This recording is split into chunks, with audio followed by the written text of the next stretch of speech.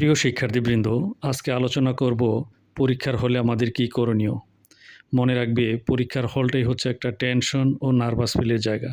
আর এটাকে যদি জয় করতে পারো তাহলে পরীক্ষা ভালো হবে ইনশাআল্লাহ। এটা জয় করার সহজ উপায় হলো নিজের প্রতি কনফিডেন্স রাখবে যে আমার প্রস্তুতি ভালো।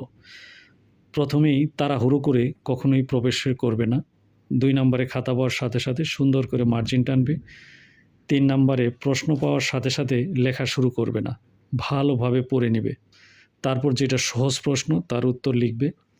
পাশের জন কী লেখলো বা কী করতেছে সেটা খেয়াল করার দরকার নাই। যে প্রশ্নটা কমন পড়ে নাই সে অধ্যায়ের গল্পটা মনে করার চেষ্টা করবে, ইনশাল্লাহ লিখতে পারবে।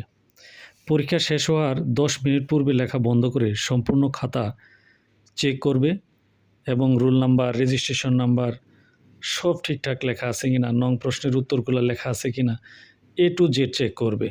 ইনশাল্লাহ ভালো একটা সফলতা পাবে পরীক্ষার হলে।